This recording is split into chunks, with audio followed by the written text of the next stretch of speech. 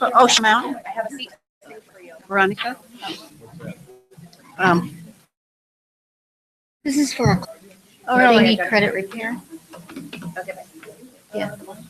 Okay. Good morning, everybody. Good morning. So, so we have Dan visiting us from Prime National Credit Repair. We provided donuts this morning, so. Thank you, Dan.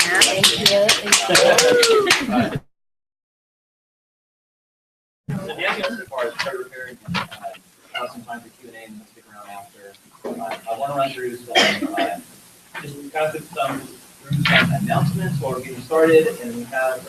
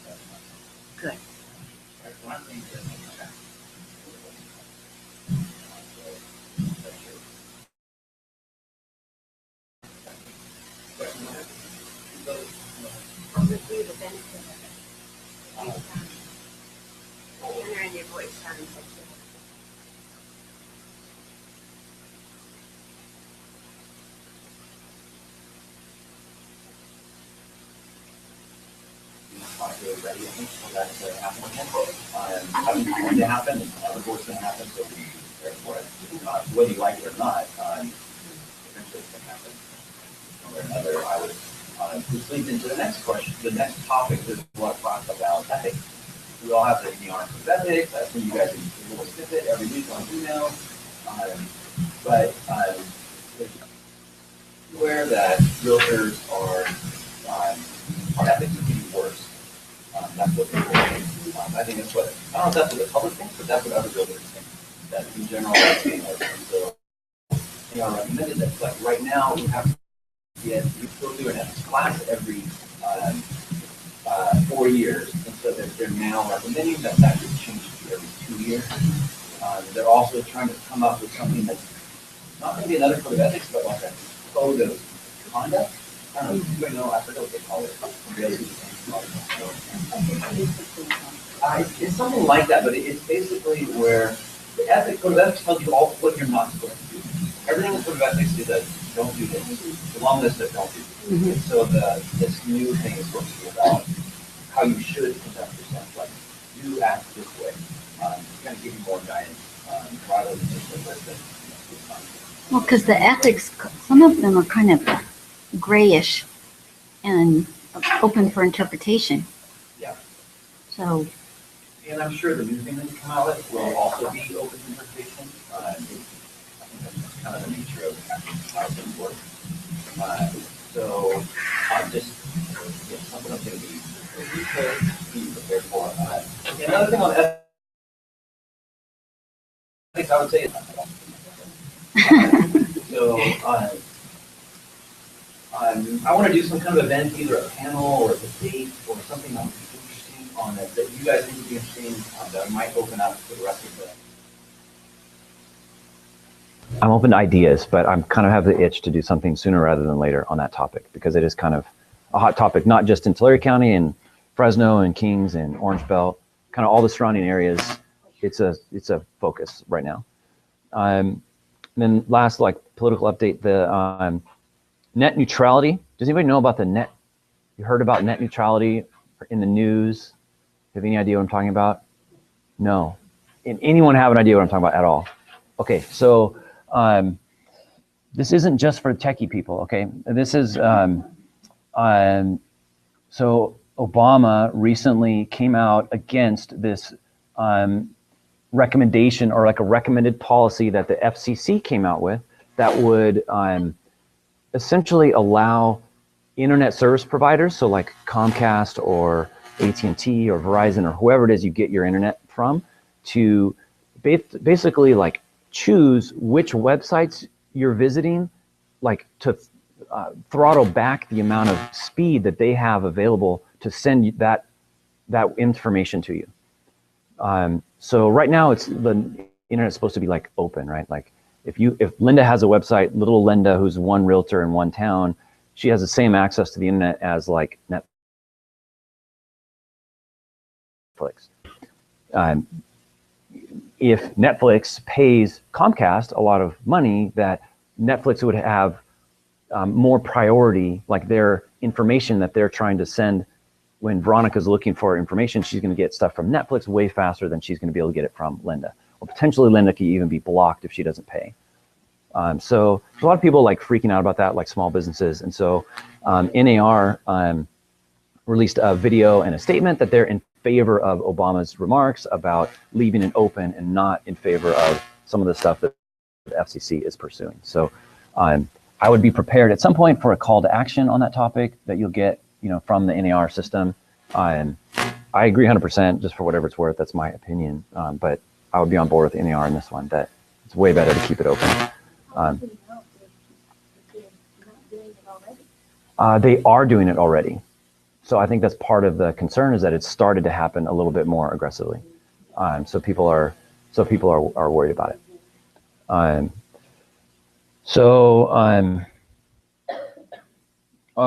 Also on the call to action, go ahead.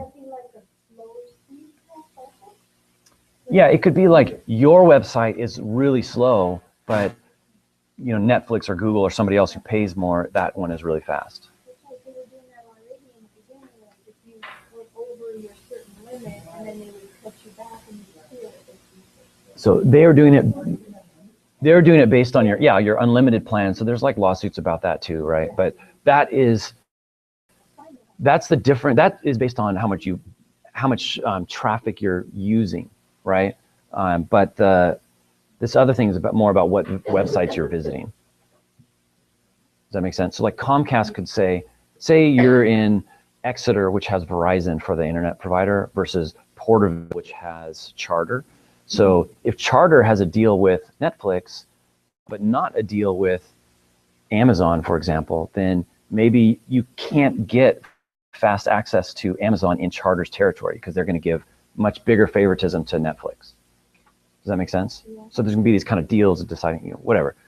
It's a whole topic, but point being, like NAR kind of chose a side on this one. So, watch out for that because you'll get notices. And I think we would be hurt by this, right? Like because you guys aren't going to pay to compete with, Netflix.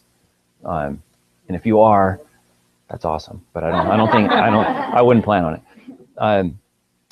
I'm also, are we having trouble with the thing, Gina? The what? Oh, okay. Oh, we lost it. We didn't pay our bill. We didn't pay. Okay.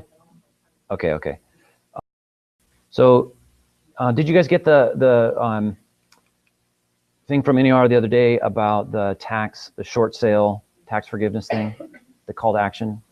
If you haven't done it, please do click through to do that. It takes like seriously 15 seconds to send the thing to Nunez or whoever your representative is, because it basically would allow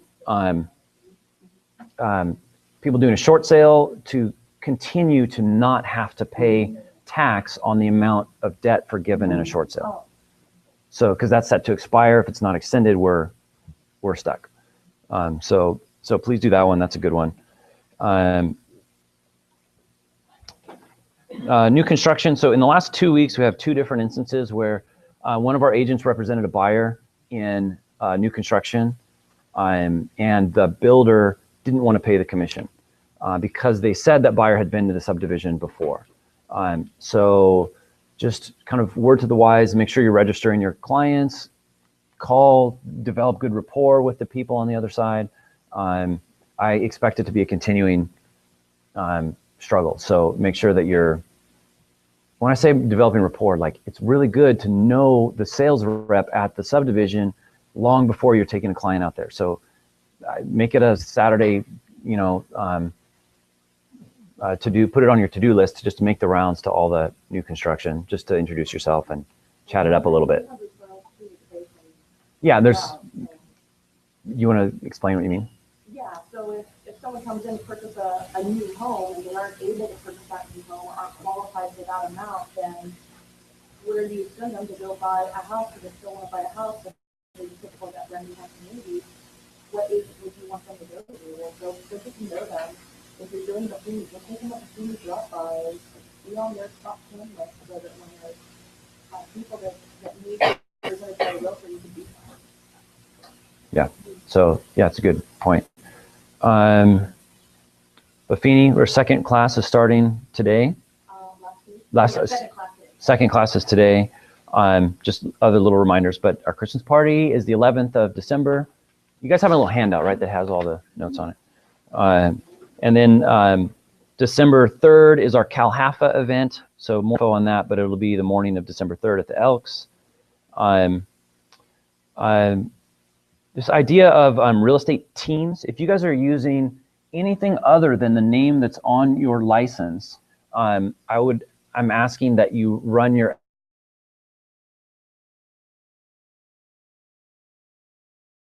with the DBA rules. So a lot of us are, even if you're just operating as yourself, but you're the Jerry Certa real estate group or something like that, that would need to have a DBA filed. So it's very cheap. It's easy to do it. We just need to make sure that we have it done so that we're compliant. Okay, I'll take my pole dancing off of it. Yeah, Betty.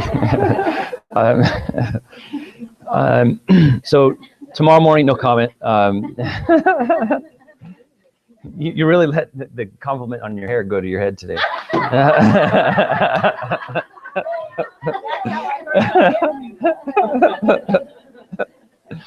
So tomorrow at 10 o'clock is we're going to do just basic web class. And then at 11, I'm going to take a different tack and we're going to talk about how to use Canva, which some of you guys are already using to kind of spruce up your listing presentations.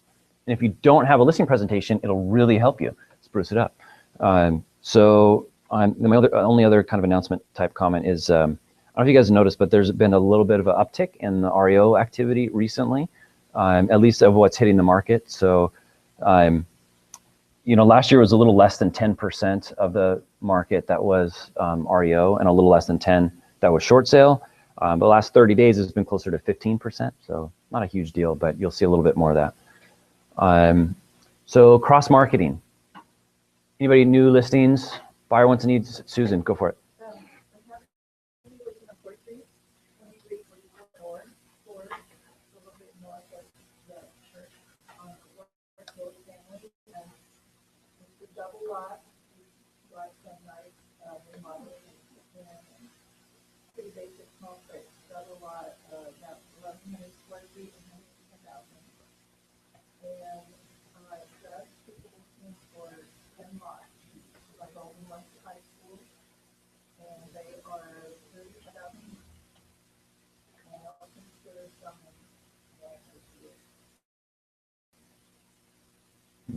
They want to sell all to one buyer is what you're saying, but they would sell individually. Is that up on the call or out there? Okay. Okay.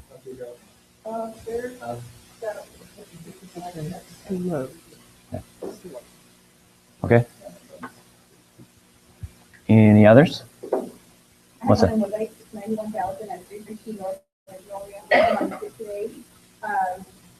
it's my grandparents' house. It's vacant. It's a lease house only. It's a two bath, unfortunately, double lot also. Okay. We don't have a lot more. Yeah. Okay. Others?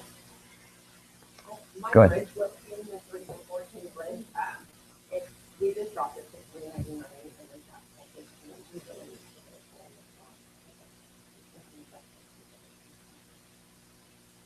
Okay. Go ahead, Dan. I'm looking at from here to South Carolina on the south side of town, really, about 14 square feet.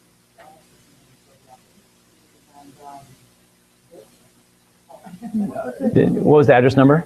It's 2846 South Carolina. There were some mechanics in there that just recently moved out and now they're cleaning it up. Okay. And then I also have Riverview and the river for sale. Yeah. It's a very cool property. Yeah.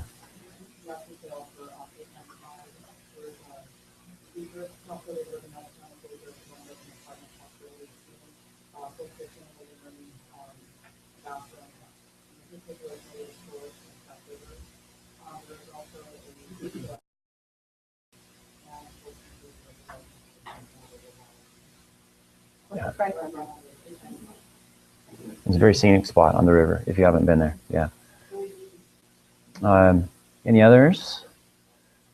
So I mentioned a couple weeks ago my great Aunt Betty was going to list her house. She decided that she was not up for my scheme of having 40 of us do a listing presentation to her. So that'll come on the market this afternoon for $174,900. It's a 4-bed, 2-bath, just under 1,900 square feet. It's dated, but in good shape, good curb appeal, very nice backyard. It's 924 West Princeton. And it's on lockbox. You can show it any time, but it'll hit the MLS later today. Okay, so if there's no others, then I'm going to turn the floor over to Dan. Thanks for waiting, Dan.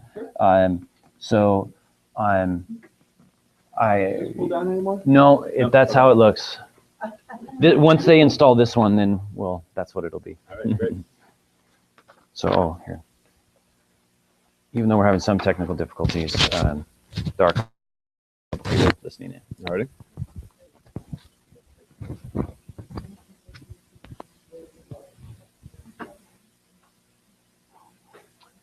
And we have the presentation. Good morning, everyone. My name is Dan Starkey. I'm with Prime National Credit Repair, and I've been working with Susan Renteria and working with Preston for this opportunity to talk to you. What I'm here to do is give you a little bit of information about a service that's out there.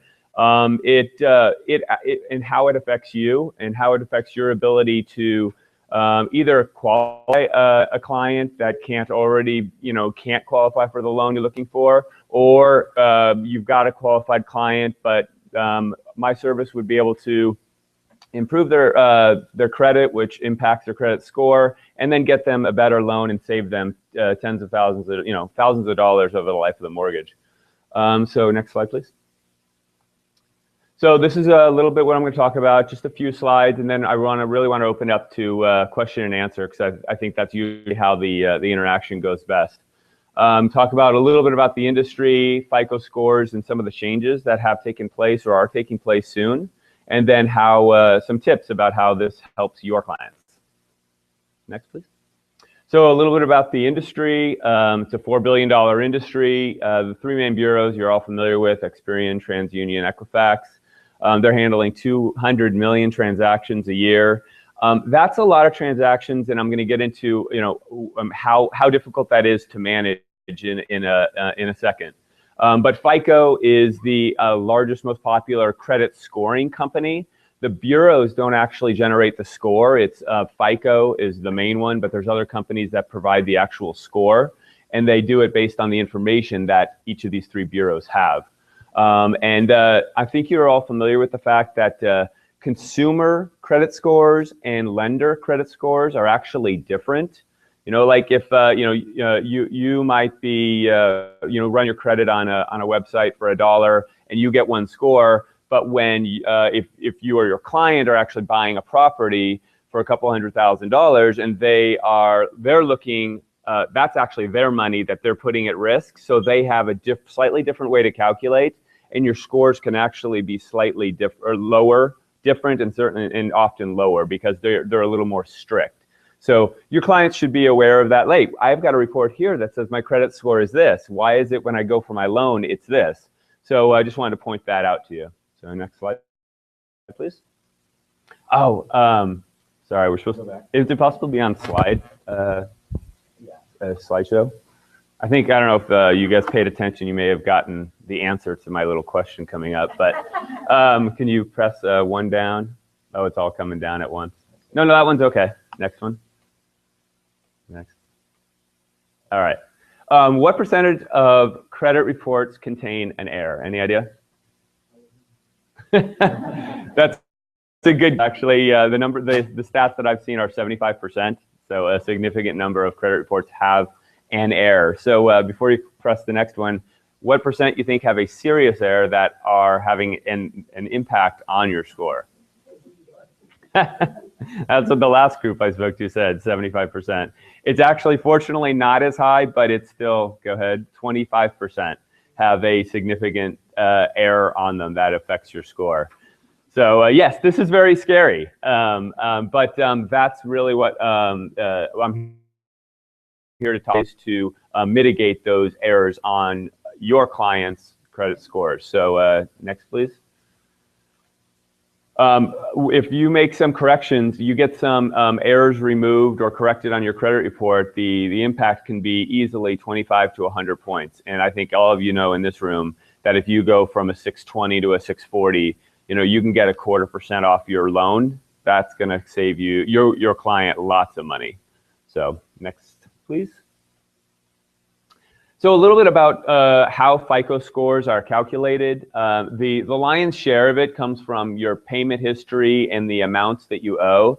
So your payment history is really, does this person pay on time? That's ultimately what a FICO score is set up to do. It's a single number, and you might say it's the most single and most important number that you have in your life. It affects so many different things. For this room, obviously, we know how much it affects purchasing properties, but people are now using it for employment reasons. As a prospective client, their now employer is looking at you and what your credit score. And so it really affects so many different things in our lives.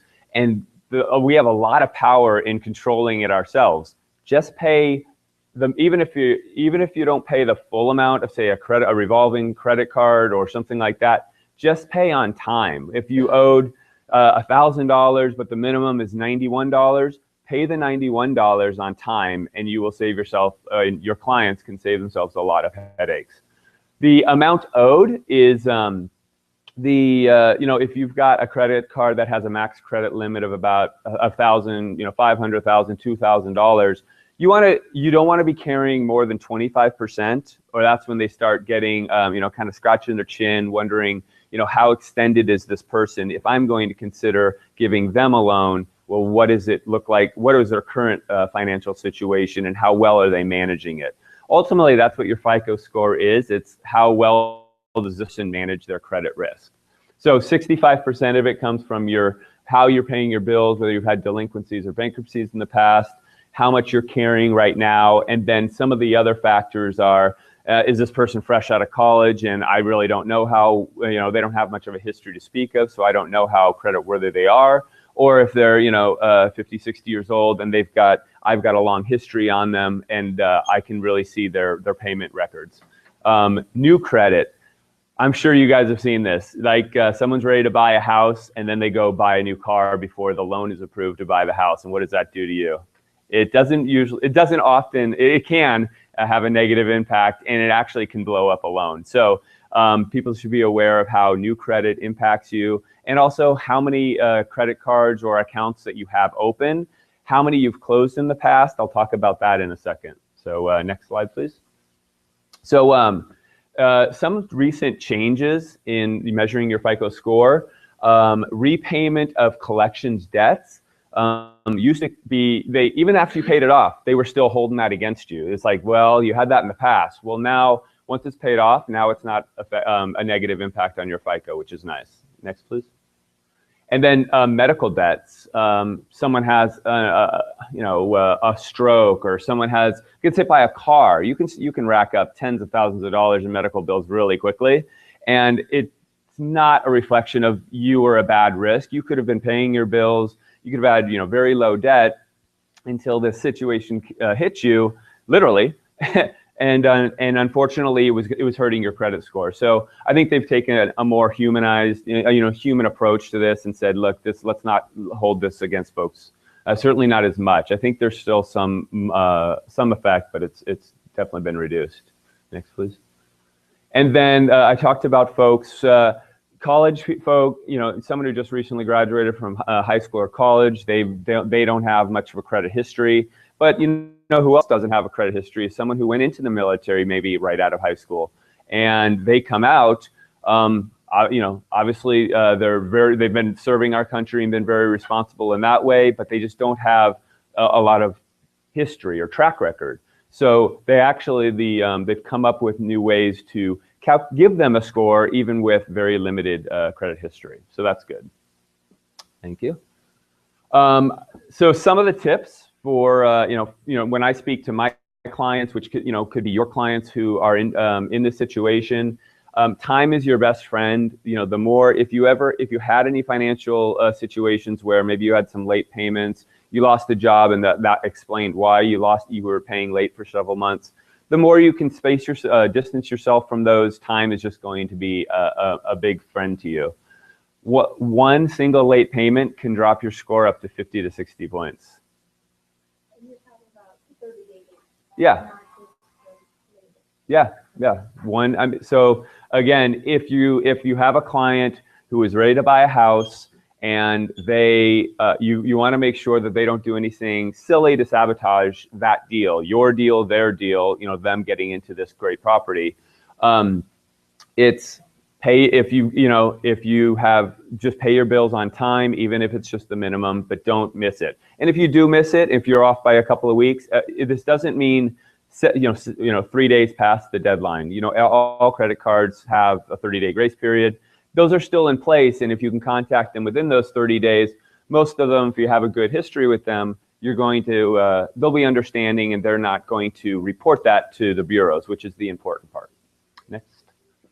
Again, payment history and now how much you owe. Again, if they've got a $2,000 limit and they've got $1,900, you know, on the balance right now, carrying it from month to month, you know, that your score. But if you can get that down to 25% or less, that's definitely very helpful. And then the keep open comment part here is credit cards. You know, a lot of times over our lifetime, we, you know, this company contacted me with a pre-approved card. So yeah, I'll take that one. I took that one. I took that one. They kind of build up, and eventually you get to a point where you're like, I want to consolidate. I want to simplify my life. I don't want to have all these accounts open, and you go and close them. That actually can lower your credit score. It's better for you from a credit score perspective to keep those accounts open and just put them in a drawer. You know, if you don't use them, that's fine. Or if you use them once a year, that's okay. And then secured credit cards. If someone is trying to get a hit, you know, kind of a bump up on their credit score, one way you can do that, if they don't have a lot of credit history, they actually have done the consolidation and now they're looking to increase their score. Well, one way is to obviously remove items from your credit history, which is something that we can help with. But getting a secured credit card is something where you go to like your bank, you go to US Bank, Wells Fargo, and you actually give the bank $500, and then they give you a debit card that allows you to spend up to $500. That is obviously no risk to you, and it actually can bump up your score. It gives you one more account for the credit bureaus to see that you can carry credit and manage that risk properly. What this says here at the bottom is payoff does not equal takeoff. What I mean by that is another thing that I experience with clients is, look, I worked with these credit collections agencies, I got that paid off, but it's still showing up on the reports. The bureaus are still reporting it. Well, the reason for that may be these credit collection agencies, all they wanted was your money. Once they got your money, their incentive to spend their time, their folks' resources and time, follow up and get that off of your credit record is really rather low. They don't have any incentive. And so if someone is in the process of negotiating this, you know, a certain debt with a collection agency, I know I encourage them not to pay it until we've got, you know, maybe you've got the proper paperwork, you've communicated properly with the collections agency so that it will get removed. And then check your, it's just really good practice. Yes, sir. Is there a question in the back? On the one you were just talking about, if an individual is wanting to pay it off, how would they know the proper paperwork to ask for to make sure that it is taken off? One scenario that you just mentioned, if they pay it off and it's not taken off their credit score, how do they know what paperwork to ask for?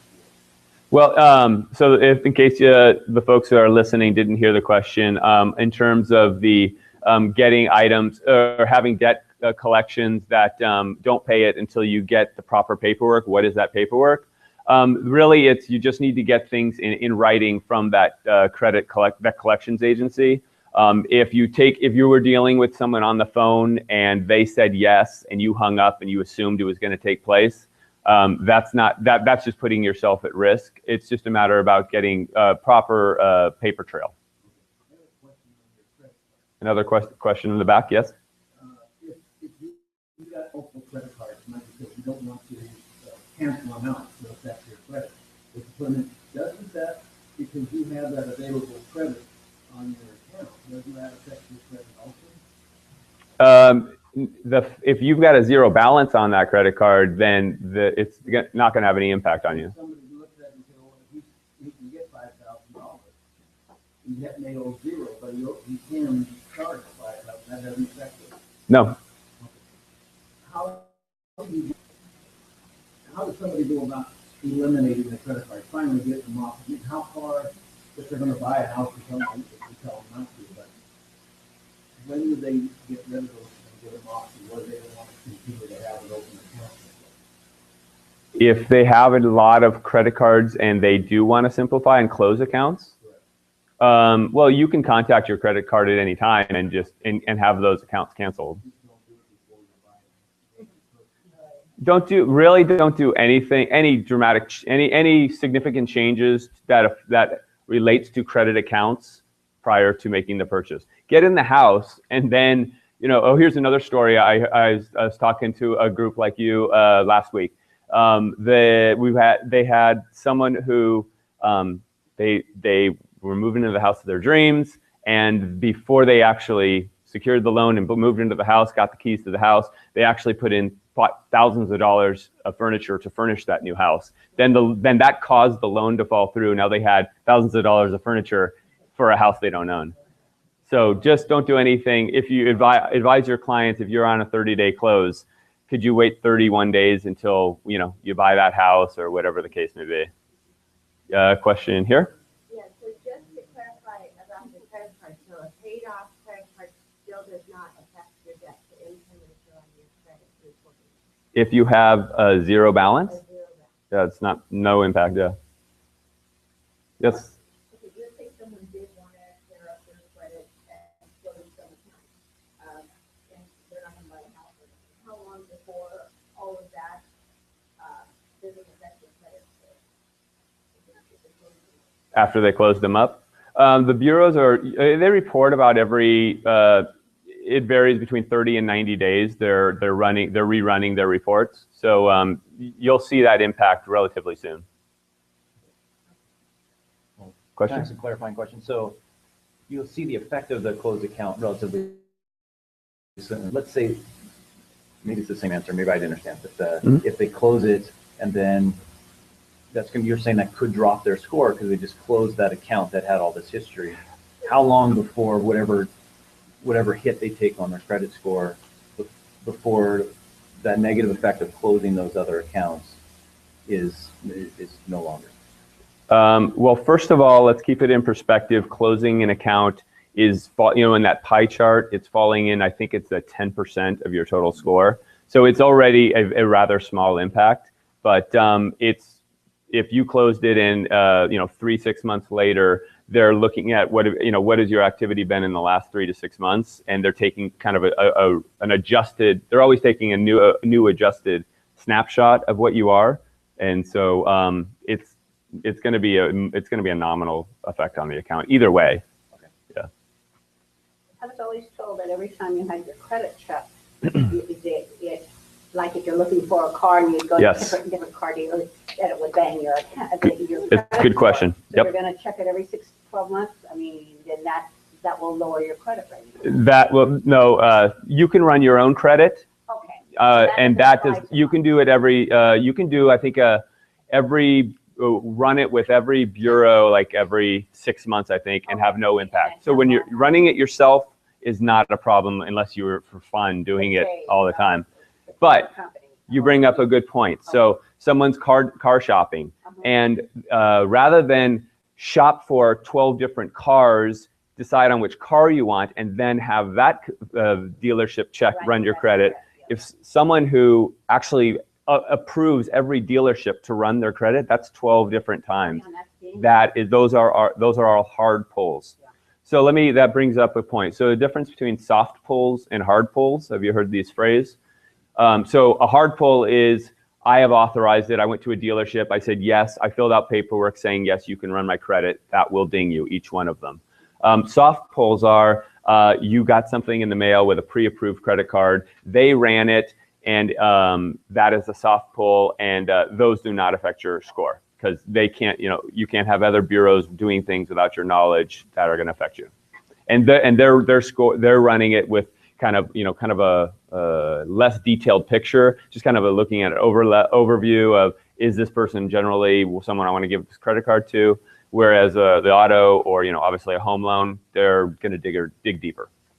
Question?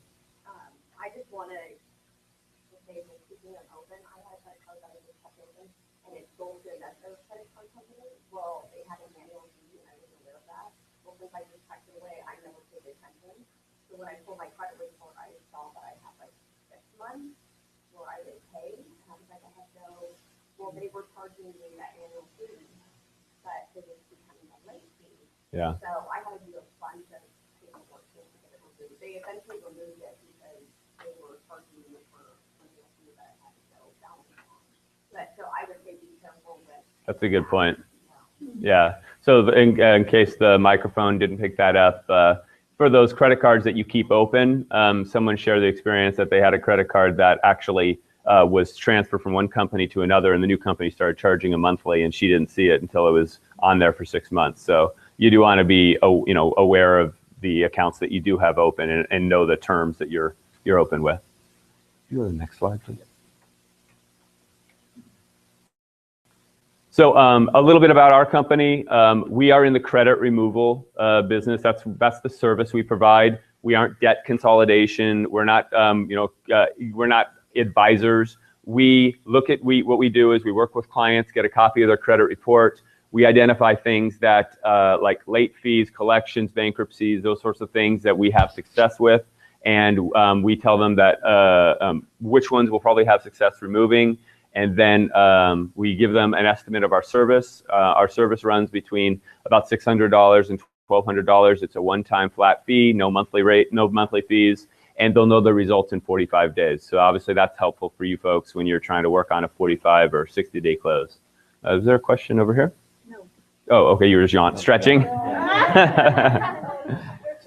Yeah, but we have a money-back guarantee, and we also have some of the highest rates in the industry in terms of collections. We're seeing upwards of 50-60% removal rates. The mortgage accounts like short sales and bankruptcies, those aren't as they're just harder to get off, but those are still in the 25% range. So the company's been around since 1998, and I've been with the company for about 2 years now. Yes, question.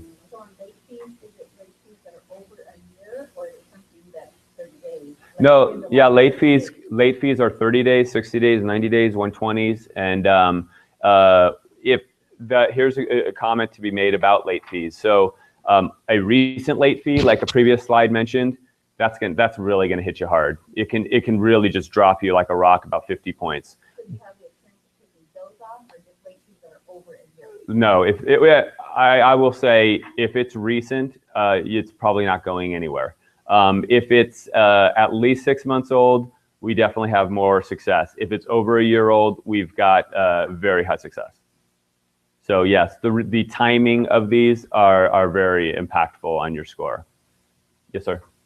So you said when you pay the credit card now, is it 30 to 60 days for the bureau to Yeah. maybe increase your credit score? Yeah, after you've paid down your credit, maybe you are carrying a high balance and you were able to lower that to maybe under 25%. When would you see that impact? Again, the credit bureaus, they rerun their scores about, like between 30 and 90 days, depends on where you're on the cycle, and then you'd see that impact. Another question. Yes. I read not too long ago that that they were changing how the FICOs were calculated. Maybe ignorant question again, but has that already happened? Is that going to happen, and did it change much of anything?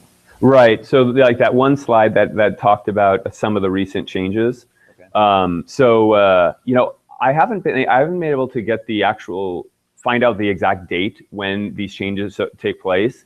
I've read about them, and my headquarters alerted me to them, but I don't know the exact the trigger in terms of when they became or will become effective. So I'm not even sure if those actually are in place yet. I'm not sure exactly with those three. Okay. I think all of them are supposed to be in place certainly by January 1st of the next year. Oh, okay. Yeah, Okay. they're coming soon. Yes. So if we were to check on our own, you suggest that we go not with the Karma or something like that, but basically stay to the bureaus and pay them. I know we get maybe one free per year Yeah. from each bureau, but if we were to check on it again throughout the year, go back to them again and pay them, as opposed to, instead of maybe a mortgage company and just as a friend to pay them to pull our credit, it's better if we pull it ourselves. Yes, you should pull it yourselves, and I use creditchecktotal.com. Creditchecktotal.com. It's $1. Yeah. But if you're doing it for yourself and you only do it every 6 to 12 months, you're not gonna your score won't be. You're not gonna see any impact on your score. So is it try and get you into that yearly monthly payment, you don't count it in 7 days. No, there's no automatic enroll into a service type of thing, but they will ask you if you want this, that, and the other thing. Don't sign up for any of those things. Creditchecktotal.com. I should put it on the slide. You fill out check with PH. Oh, was it on the bottom? That's on page one. Okay. Sorry about that. Yes, sir. Can you clarify your fee? You give that to a client. Sure. I want to know what the difference is between 600 and 1200. Yeah, no problem. So it's based on, there's the website. It's based on the number of records that we are disputing. So someone who has a really spotless account is probably, may only, last night I was looking at someone who just only had honestly they had 2 accounts and 4 records. And the difference between accounts and records is an account is Macy's, and the number of records is how many of the bureaus are reporting on the Macy's account. Not all the bureaus are reporting on all accounts. So it happened to be that 2 of the 3 bureaus were reporting on each of those 2 accounts. So he had 4 records that I'm disputing. For that, it's the $5.99 minimum. It's the lowest price.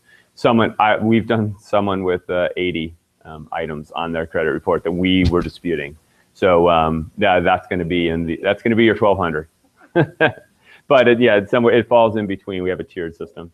So what happens is you check the credit and you tell them what you can do for them. Mm-hmm. Oh, no. It's a free consultation, and we give it to them the next day. And they, some go with it, some don't. And, they're all in different places, and they all have, frankly, different financial situations. Some of the reasons why they're at the score that they are is because they don't have, any extra money, basically, to pay for this type of a service. So I have someone who's just told me last night, I got to get through the holidays, and then I'll talk to you after January 1st.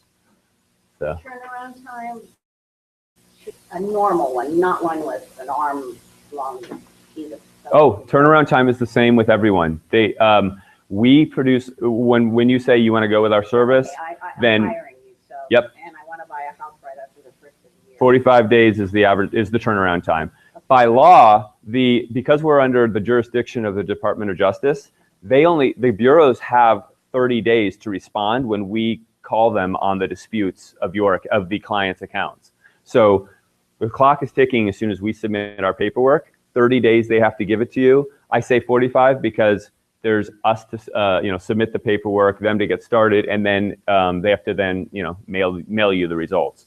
By the way, the results don't come back to me. I don't become an intermediary for you. Or the clients. I'm fighting their disputes for them, but this is confidential information. The results always go directly back to the client. And we always love to hear the good stories that we got the following removed, and now my score went from this to this.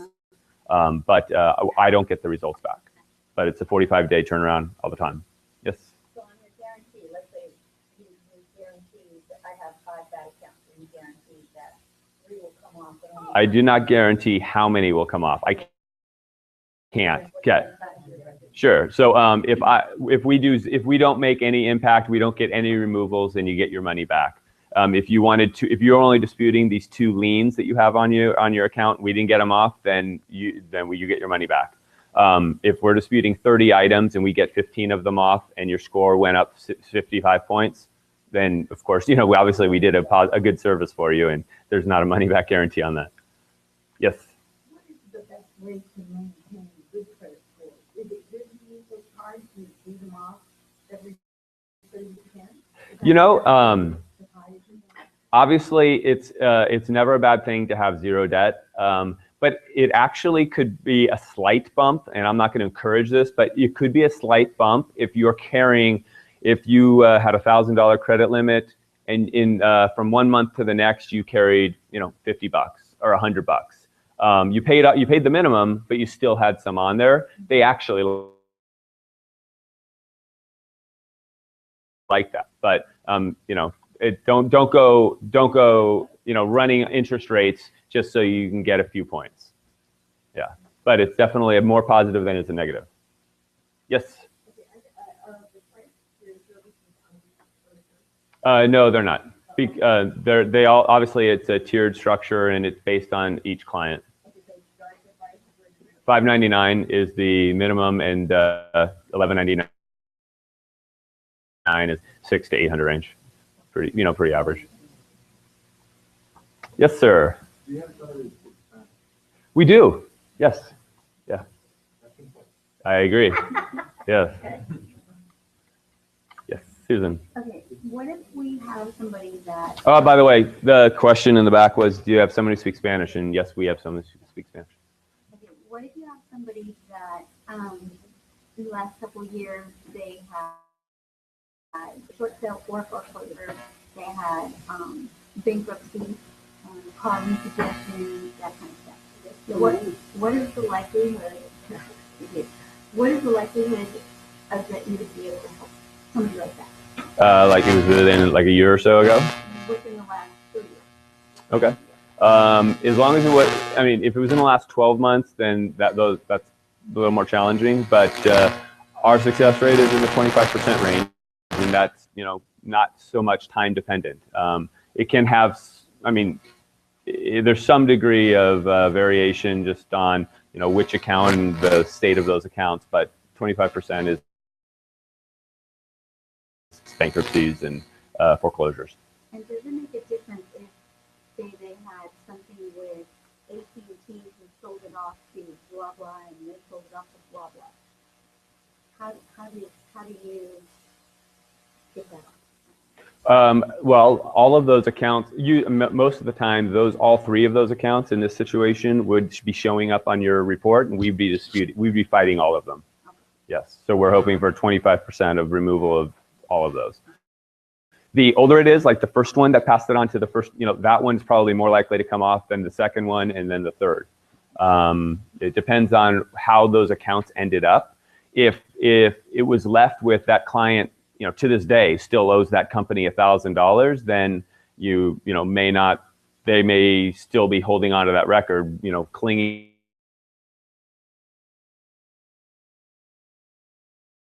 to pay it, whatever. If they were settled off, then we can probably get that removed. So the people that had their loans, their mortgage loans, with like Bank of America, who sold it off to NationStar, who sold it off to Green State, all three of those would be showing up if they went to short sale or foreclosure? Correct. They all could be, yeah. It depends on what information the bureaus have at that point. Question, sir? Obviously, it's an interesting topic. Yeah, good topic. Yes, good. When you have a short sale foreclosure, do you have to have a reason to dispute that?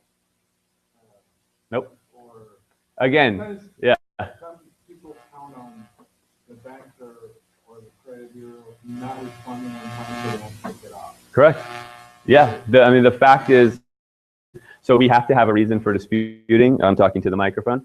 The answer is, bottom line is there's up to 25 to 75% of credit reports have an error that can be causing an impact to your credit score. We're forcing the credit bureaus, calling on them for doing their job and making sure that the information they have on each and every one of us is accurate. And oftentimes they don't, and they don't have the manpower to get it up. And so whether they find evidence that you paid on time or they weren't able to get to it in 30 days, if the clock rings and Cinderella is going home from the ball, they don't have the information, then it has to come off just legally. Oh, really? Mm-hmm. Confirm, like I had a real foreclosure, and I'd say I had 4 foreclosures. Guys to dispute all 4 of them. I know that those were real foreclosures, but I want to take my chances that their credit bureau is not going to respond in time. Correct. So it's just kind of part of the game a little bit, right? Like Yes. I can possibly get that removed just by virtue of they didn't respond on time. Correct. Yes. Isn't it because they have to? We love the innocent clients, but we're helping all the clients. No, I don't mean, I hope that came off badly. Now that you rephrased it to me. I'm just kidding. So what you're saying is if you I'm just asking questions I for the know. record. I know. So I'm just theoretically, Yes. well, hypothetically, if one has a foreclosure and you're gonna dispute this foreclosure, even though they know they have the foreclosure and they don't respond and they're trying to get another, you can get that off and they can buy that house and then maybe 2 months later or something, they respond or it shows back up. Oh, no. Yeah, after the 30 days is over, it's now off your record. It's off for good. Yes. Oh. Yes. And if That's they say that they Oh, I just have got some more verified it and they're not gonna take it off, What's that? if you submit your dispute and they say they have verified it and they're not gonna take it off, do they have to prove how they verified? Do they have to prove it? They have to have documentation from that creditor or vendor that that they paid they paid late and they provided that information to the credit bureau. And if they can, then can you say show it to me? I haven't been part of that dialogue, but Because, well, like if it was a short sale or a foreclosure, Right. it was Bank of America sold off to sold off to sold off. Mhm. The likelihood that they're going to have verifiable proof right, is pretty slim, and especially in 30 days. right, I mean, Jesus, it takes only 6 months to do a short sale. yeah. So that's my guess. We verified it. No, they have to provide written documentation to the. They have to so let's say we're talking Experian. We're forcing Experian to ask Visa that you paid late. Visa then has to provide written documentation back to Experian for Experian to keep it on your report. Does that make sense? Okay. And this all has to be done in 30 days. Correct. They have to hurry and do that. They do, yeah. Especially when, And there's 200 million transactions a year that they're managing. okay, two more questions. Susie's, 3, Ephraim's, and then mine. Okay.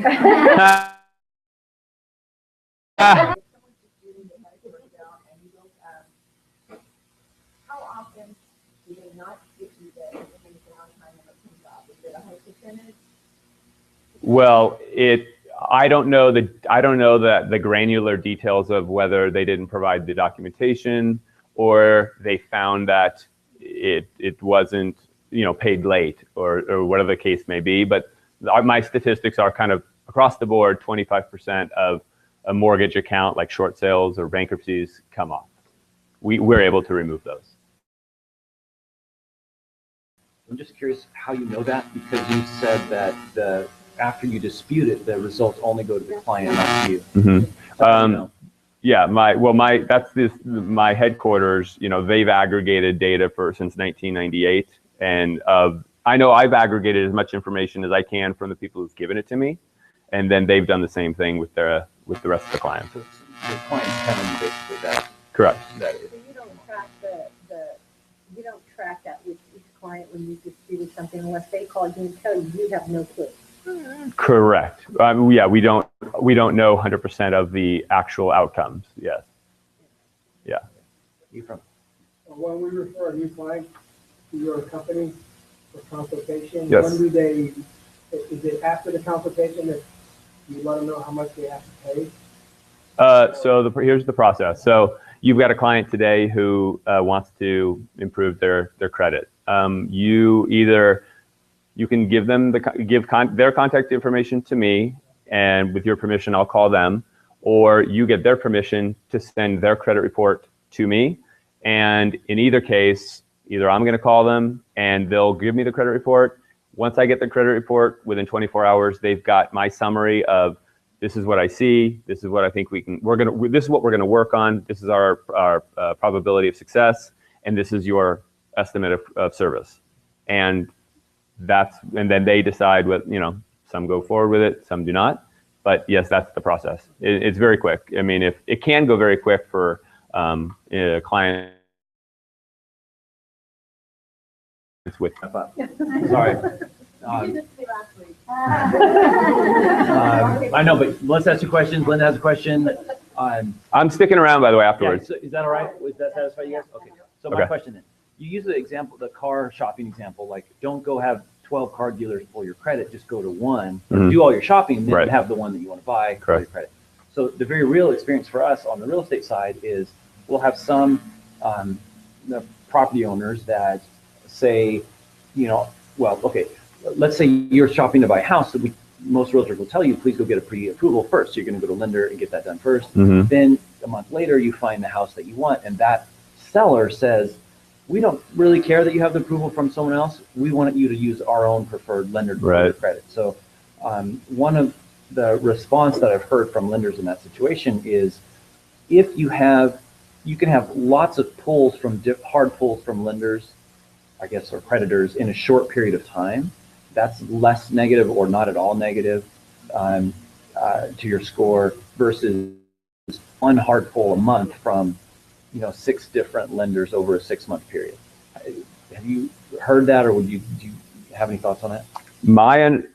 It's my understanding that every time there's a hard pull, it can have a negative impact, a modest ding on your account. And maybe it's perhaps lenders who see that someone who pulled within the last 30 days for the same basic type of loan that I'm talking to you about, then maybe they won't hold, maybe the score would actually slightly be lower because of that previous pull, but they maybe discount it, or you know what I mean? But it's my understanding that each and every pull does have can have a real impact on your score. Nope. Sorry, we've gone over every time, so with that, thank you, Dan. Unless you have any last closing comments? No, just there's some information here. If you flip over the actual brochure, my business card is on the back. Just stop me now, call me tonight, call me tomorrow, and I can help you if you've got someone you think I could help. I'm in Danville, located in the East Bay.